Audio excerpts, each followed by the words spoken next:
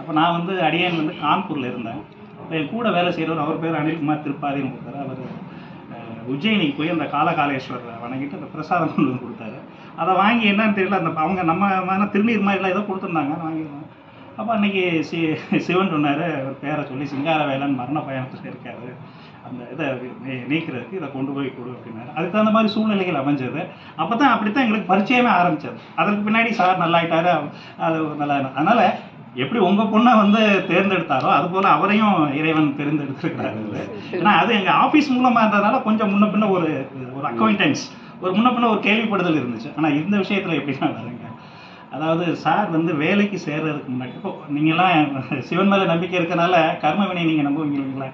கர்ம வினை பட்டினா சொல்லுங்களா, என் செயலாவது யாதொன்றும் இல்லை இனி தெய்வமே உன் செயலே என்று உணர பெற்றேன். அடுத்த வரையில் இந்த ஊன் எடுத்த பின் செய்த தீவினை யாதொன்றும் இல்லை, பிறப்பதற்கு முன் செய்த தீவினையோ இங்கனே வந்து மூன்று வேண்டாங்க. இந்த பிறகு நான் தப்பு பண்ணலை. ஒருவேளை நான் பிறக்கிறதுக்கு முன்னாடி நடந்த போன ஜென்மத்தில் வந்ததுனால கூட இருக்கலாம் அப்படின்னு அவர் சொல்கிறார் இல்லைங்களா? அந்த தீவினை எப்படி வருதுன்னா, சார் வந்து வேலைக்கு ஜாயின் பண்ணுறதுக்கு முன்னாடி ஒரு 25-26 வருஷங்களுக்கு முன்னாடி ஒரு சின்ன சொல்லுவீங்களா, சின்ன தொழிற்சாலை மாதிரி, என்ன சார் சூயிங் மிஷின், தையல் மிஷின் வச்சு ஏதோ பண்ணியிருக்காங்க பிஸ்னஸில். பெண்களை வச்சு தைக்க வச்சு ஏதோ பண்ணியிருக்காங்க. அதில் ஏதோ சின்ன ஒரு மன சூழ்நிலைகள்னால அந்த தொடர்ந்து கன்டினியூ பண்ண முடியல. அந்த சம்மந்தப்பட்ட ஒரு பெண்ணுக்கு வந்து ஒரு 600 ரூபா பாக்கி இருந்திருக்கு. அந்த சமயத்தில் எல்லாம் வறுமையில் இருந்தாங்க. 26 வருஷத்துக்கு முன்னாடி வறுமையில் இருந்தனால அந்த 600 ரூபாய் அவர் கொடுக்க முடியல, அவங்க கேட்டிருந்துருக்குறாங்க. ஸோ அந்த வகையில் ஏதோ ஒரு காரணத்தினால இவரால் அந்த சமயத்தில் அந்த பணத்தை கொடுக்க முடியாமல் போயிடுச்சு. அதனால் அந்த அம்மா ரொம்ப மனசு வெறுத்து நொந்து, அவங்களும் ஒரு சிவபக்தியாக தான் இருக்கணும், இதெல்லாம் வச்சு பார்க்குறப்ப பார்த்தா மனசு வெறுத்து ஒரு லெட்டர் எழுதிட்டாங்க. எப்படி இந்த மாதிரி என் பணத்துக்கு நீங்கள் கொடுக்கல, நீங்கள் சொல்லுவீங்களா கர்ஸ், அதை சாபம் அப்படி இப்படி, அதை அந்த வார்த்தைகளை பயன்படுத்த விரும்பலை, நெகட்டிவாக பேசக்கூடாதுக்காக இவருக்கும் ஒரு குழந்தைகள் மேலே அப்படி ஒரு இது கொடுத்தாங்க. 26 வருஷத்துக்கு முன்னாடி நடந்தது இது. இவருக்கு மாத்திரம்தான் தெரியும், எங்களுக்கெல்லாம் எதுவும் தெரியாது. இது ஒரு பக்கம் நடந்த ஃப்ளாஷ்பேக். டிசம்பர் மாத கடைசியில் பார்த்தீங்கன்னா எனக்கு ஒரு கனவு மாதிரி ஒன்று வந்தது. கனவு வந்து இவரும் இன்னொரு ஒரு கிறிஸ்தவ நண்பர் இருக்கார், அவரும் வந்தார்.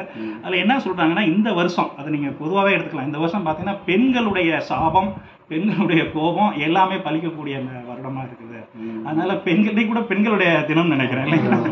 அதனால் பெண்கள் வாயில் விழுகிறதோ, அவங்கள கஷ்டப்படுத்துகிறதோ, அவங்கள இது பண்ணுறதை நீங்கள் நிறுத்திக்கோங்க. குறிப்பாக வந்து அனில்குமாரும் இன்னொருத்தர், அவர் பேர் சொல்ல நான் விரும்பலை, அவர் 2 பேரும் வந்து பெண்கள் சாபம் இருக்குது, அதனால் அவங்க பாதிக்கப்படுவாங்க, அவங்க குழந்தைகள் பாதிக்கப்படும் அப்படின்னு சொல்லி அந்த விஷயம் சொல்லப்பட்டது. அதில் என்னென்னா, இதை நான் நேரடியாக சொல்லக்கூடாது. இந்த விஷயங்களை வந்து இளைஞர், நான் சொன்னீங்களா, சிங்காரவேலனுக்கும் செந்தூர் குமரனுக்கும் நடுவே மங்காத தமிழ் பாடும் மங்கையர் கரசி, அப்படி ஒரு பாட்டு மாதிரியே அதில் வந்து அந்த பாடங்க ஒரு பாட்டு மாதிரி கேட்கணும். இதை நேராக சொல்ல முடியாது, இவராக புரிஞ்சுக்கிடுவார் அப்படின்னு சொல்லிட்டு நான் வாட்ஸ்அப்பில் செய்தியெல்லாம் போட்டேன். இவங்க யாரும் அதை புரிஞ்சுக்கலை. அப்புறம் நான் ஒரு இடம் வந்து சொன்னேன், இல்லை சார் இதை நீங்கள் புரிஞ்சுக்காட்டினா காலில் அடிபடும், மோட்டர் சைக்கிளில் போகிறப்ப காலில் அடிபடும், காயப்படும், இது படும், சில விஷயங்கள்லாம் சொன்னேன். அப்புறம் உடனே இவர் கால் எடுத்து காட்டுறாரு, ஆமாம் சார் இந்த பாருங்க எனக்கு அடிபட்டுருக்கு அப்படின்னு. அப்போ நீங்கள் யோசிங்க அப்படின்னப்போ, இதுக்கிடையில் இன்னொரு நிறையா போகும் சார், இன்னொருத்தட்ட கேட்டோம். அப்புறம் பார்த்தீங்கன்னா இவர் ஒத்துக்கிட்டார், அந்த சம்பவம் இவருடைய வாழ்க்கையில் நடந்திருக்குது, அந்த மாதிரி இந்த சைக்கிள் இது பண்ணது, அந்த பணம் கொடுக்காம அந்த பொண்ணு இது பண்ணோன்னே, சரி அதுவே எங்களுக்கு பெரிய சந்தோஷம். அதுக்கு அடுத்து சரி இப்படி வர இந்த ஆபத்தை எப்படி தடுக்கிறது, அடுத்த இதில் தான் அவங்க பொண்ணு அந்த இதை எப்படி தடுக்கிறது எப்படி. ஓகே, இவர் செஞ்சிருக்கிறார், உணர்ந்துட்டார், பிள்ளையை உணர்ந்துட்டார்.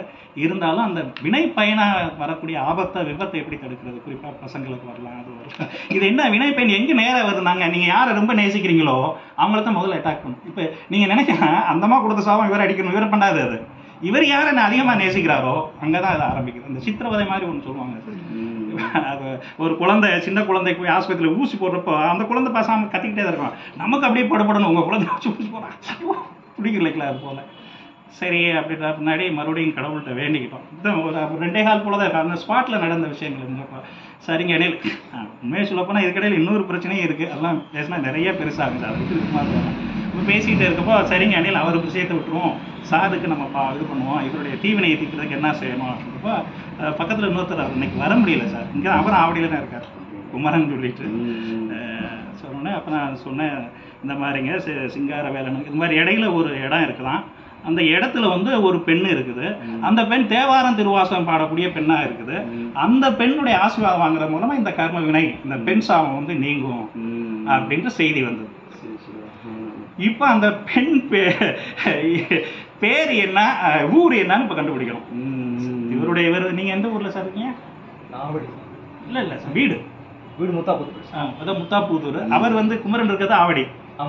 இவர் வந்து சிங்காரவேலன், அவர் செந்தூர் குமரன். இவங்க 2 பேர் வீட்டுக்கு இடையில ஒரு இடம். அந்த இடத்துல வந்து ஒரு பெண் தேவாரம் திருவாசகம் பாடிட்டு இருக்கா. இதுக்கு ஊரை சொல்லுங்க குமரன், பேரை சொல்லுங்க குமரன் கேட்டது. அவர் கொஞ்ச நேரம் அப்படியே பண்ணாரு. உடனே சொல்லிட்டாரு வந்து ஊர் வந்து கோயில் பதாகை, பேர் வந்து மங்கையர்கரசி. நீங்க தான் சாட்சி. ஒரு பக்கத்துல சொன்னார். சொன்ன உடனே எங்களுக்கு சரி விடை கிடைச்சிருச்சு. இப்போ அடுத்த கேள்வி, கோயில் பதாகை எங்க இருக்குது, மங்கையர்கரசி எங்க இருக்குது? ஏன்னா மங்கையர்கரசியில பேர் 10 பேர் கூட இருக்கலாம். அது அந்த பொண்ணு தேவாரம் திருவாசம் வேற பாடணும். அதான் அங்க இடத்துல ஒரு எலிமினேட்டிங் ஃபேக்டர் அப்படி போவாங்க. என்ன சார், தேவாரம் திருவாசம் பாடணும். மங்கையர்கரசி பேர்ல ஒரு இன்னும் 2 பேர் கூட அந்த பக்கத்து செத்துல இருக்கலாம் சார். ஆனா தேவாரம் திருவாசம் பாடணும் கோயில்ல அப்படின்னப்போ என்ன கண்டுபிடிக்கிறது? அப்போ உடனே 2:45 கூட அவருக்கு ஐயாவுக்கு ஃபோன் பண்ணோம். சார் இப்படி இறைவன் சொல்லியிருக்காரு, அதை எங்களுக்கு கண்டுபிடிக்க நீங்கள் உதவி செய்யுங்க அப்படின்னு அப்படி சொல்லிட்டு வந்துட்டோம். அப்புறம் அவர் தான் சொல்லணும். ஆக்சுவலாக தேடி யூடியூப்ல எங்கேயோ தேடி கண்டுபிடிச்சு பார்க்குறப்ப இந்த பொண்ணுடைய எனக்கு ரொம்ப சந்தோஷமா இருந்துச்சு. சரி, ஒரு 6 ஹவர்ஸ்ல நமக்கு வந்து அந்த குழந்தை இருக்கிற இடம் தெரிஞ்சிருச்சு, குழந்தை பேர் இது எக்ஸாக்டா மேட்ச் ஆகுது அப்படின்னு சொன்ன உடனே எங்களுக்கு ரொம்ப சந்தோஷப்பட்டாரு சார். அப்பதான் அந்த சமயத்துல வரப்ப ஒரு கடவுள் வந்து அந்த தேவதை, கர்ம தேவதை சொல்லிச்சு ஒரு போனஸா அந்த பொண்ணுக்கு வந்து இந்த பெண்ணிடம் ஆசீர்வாதம் வாங்குறவங்க அல்லது வந்து பெண்ணோட நட்பா இருக்கிறவங்க, பெண் யாருக்கு பிரார்த்தனை பண்றாலோ அவங்களுக்கு இந்த முதுகு சம்பந்தமான இந்த பெண்கள் இல்லைங்களா, இந்த பிரசவ கால ஏற்பட அபாசன், இந்த சிசரியன், அந்த மாதிரியான நோய்களையும் இந்த பெண் ஆசீர்வாதம், இந்த பெண்ணுடைய பிரார்த்தனை வந்து தீர்த்து வைக்கணும் எதிர்காலத்துல, இல்லை எப்பொழுதும் கூட செய்ய வைக்கும் அப்படின்னு சொல்லி அந்த செய்தி வந்ததுங்க. இது உண்மையா இருந்ததா எங்களுக்கு பெரிய அதிசயமா இருந்துச்சு. குமரன் எப்படி சொன்னாரு, நான் எப்படி சொன்னேன் அப்படின்றது எங்களுக்கு தெரியல.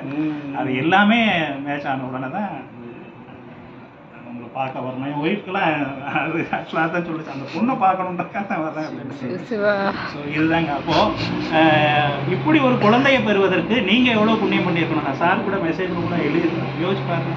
உலகத்துல ஐயாவும் அதை தான் சொல்லிட்டு இருந்தாரு. நாங்கள் முதல்ல அவர்கிட்ட பேசிட்டு இருந்தோம். அவர் அதே தான் சொல்றாரு, நாங்க என்ன புண்ணியம் பண்ணிருந்தோம், புண்ணியம் பண்ணியிருந்தேன். இந்த 2 குழந்தைகளும் புண்ணிய ஆத்மா, நாங்க குழந்தைகளாவே நினைக்கல, புண்ணிய ஆத்மாவா நாங்க நினைச்சு அவங்கள நாங்க வணங்கிட்டு இருக்கோம். அவங்க பாட்டு பாடும்போதும், அந்த தேவார பாட்டு பாடும்போதும் எங்களுடைய வாழ்க்கையே ரொம்ப சந்தோஷமா இருக்கு அப்படின்னு அவர் ஐயா தான் சொல்லி. அதுதாங்க எனக்கு இதை விட எனக்கு சிவனை தவிர வேற எதுவும் தெரியாது. அவர் நினைச்சு நான் ஆசைப்படுறேன். அதாவது பாருங்க, அந்த தெய்வம் சுந்தரர் பாட்டு கேட்டது, சம்பந்தர் பாட்டு கேட்டிருக்கு, அப்பர் பாட்டு கேட்ட அதிசயித்த தெய்வம் உங்க குழந்தையோட பாட்டை கேட்டு அந்த குழந்தையை மகிமைப்படுத்துறதுக்காக எவ்வளவு ஒரு திருவிளையாடலை நடத்திருக்காரு பாருங்க.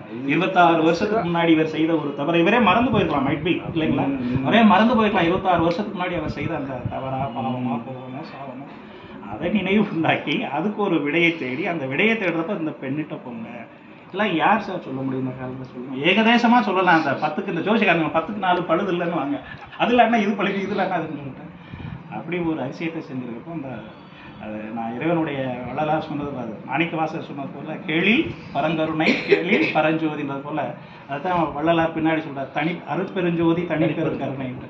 இது சிவனுடைய தனிப்பெரும் கருணையா நான் நினைக்கிறேன் சார். இல்லைன்னா இந்த குழந்தையை ஐடென்டிஃபை பண்ணி அதுக்கு ஒரு சக்தியை இப்போ கொடுக்குறாரு. வெறும் விளையாட்டுக்கான விஷயங்கள் இல்லை, இதை நீங்கள் மக்கள் எதிர்காலத்தில் நம்பணுன்றதுக்காக அந்த குழந்தைக்கு ஒரு வரமாவே ஒரு இதை கொடுத்துருக்காரு. இந்த குழந்தைக்கு பிரார்த்தனை பண்ணுறது மூலமாக இந்த பெண்கள் சம்மந்தப்பட்ட இதெல்லாம் இது பண்ணக்கூடிய சக்தியை இறைவன் உங்களுக்கு தர, அதை நீங்கள் போக போக வர காலத்தில் உணர்வீங்க.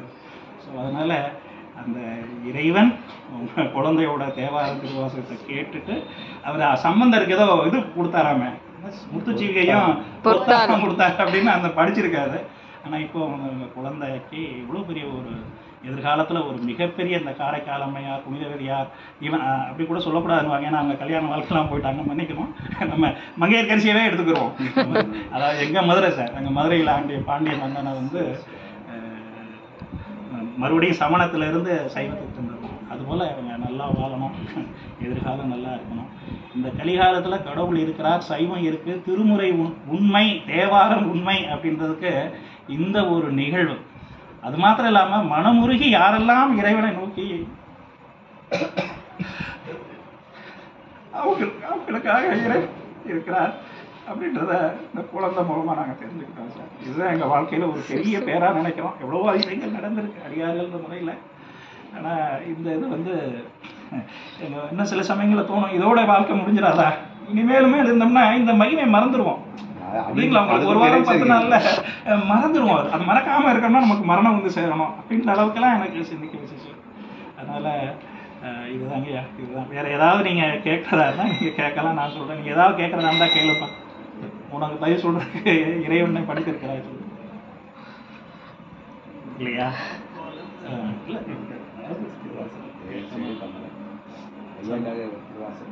பாடுங்க சார்.